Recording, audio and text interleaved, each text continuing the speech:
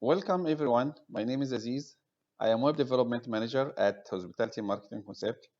In this video series, I'm going to teach you how to create your first ASP.NET MVC web application, how to create an e-commerce ASP.NET MVC web application, how to integrate with the common payment gateways such like Stripe to allow your clients to pay with their credit cards online, and how to publish your web application on Microsoft Azure.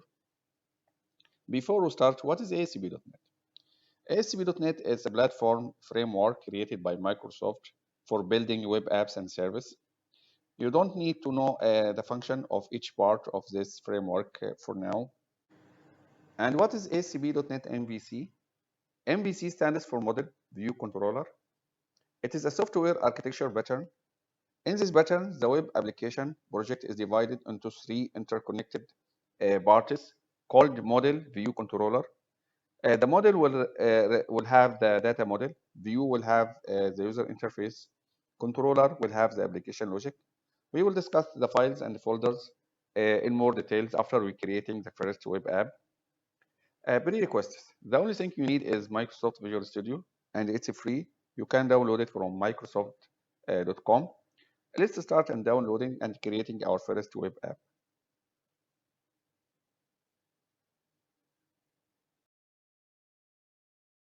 To download Microsoft Visual Studio, just to go to visualstudio.microsoft.com/downloads.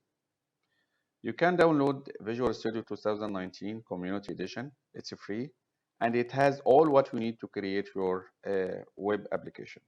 Just click on the free downloads.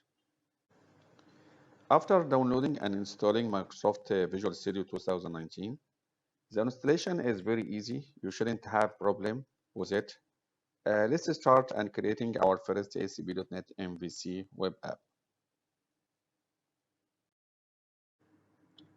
Launch Visual Studio 2019. Create a new project. You have so many templates here. Just search for ASP.NET web application using .NET framework. Choose this template and press next. Name your project. I'll give it my shop, and I will put it in C/dev folder. And I'll keep the .NET framework version, the latest version, which is 4.7.2 for now. And press create. Choose MVC here. And don't configure for HTTPS for now. And press create.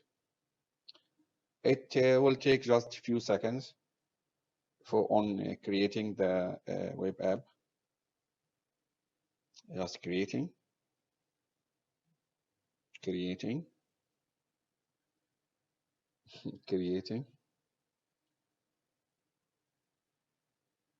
Yes. Congratulations. You created your first ASP.NET MVC web application. Okay, let's have a look to our project file structure and folders. Here is the project properties. The assembly name, default name, the framework version. Here is the assembly reference that are being used in the project. This is the library, the .NET library. App data is where you store your database.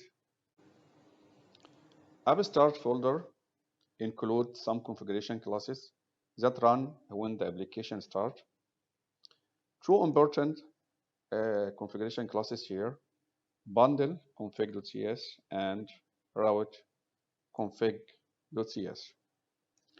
Bundling actually is a technique used in ASP.NET to improve request load time. It reduces the number of requests to the server. So you bundle your JavaScript files and your CSS files here. Use script bundle to bundle your JavaScript files, and use style bundle to bundle your CSS files. And in the views, just render these CSS and the JavaScript bundle.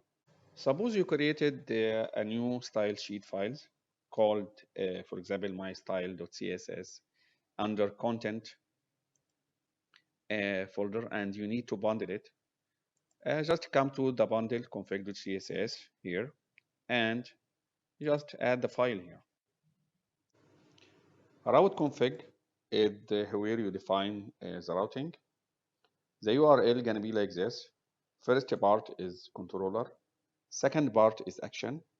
Third part is optional parameter. And you define the defaults. So if one of these parameters is missing, use the defaults. If controller is missing, use home.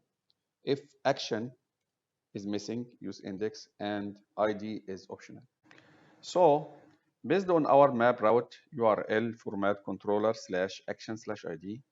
So if we have URL like this, products slash new products slash for, the first part products will be the controller name, and you will have a products controller.cs class. New products will be the action method inside the products controller. For will be the ID, and it will pass to the new products method. If we have a URL like this slash products, here we have only the first part. The second part and third part are missing. In this case, products will be the controller, and you will have products controller.cs, and views will be under products folder. For the action, MVC will use the default, which is index. ID is optional. Content is the where we bought the CSS and the images files. Controller is the where we bought the controller classes. It has only one class, the home class. Fonts is where we store the fonts. Model is where we store the model classes. We will create models when we work on the e-commerce. Scripts is where we store the JavaScript files. Views is where we put the views. We have home and shared. Home is where we put the views of the home controller. Shared is where we put the shared views among the other views. It has the two views, the layout of the project and the error. Fav icon is the project icon. Global ASX file is where you add a code to be run at the system level events.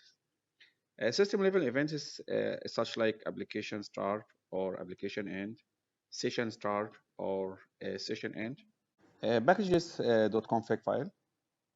Actually, this file is managed by NuGet package manager to track the installed packages, such like jQuery, Bootstrap, MVC, and other packages, and their versions. Web.config is the project configuration file. You most likely work with two sections here: app settings, when you need to add more settings, and the connection string when you need to add the connection string for your database. Now let's run our web app. To run it, just press F5 or click here.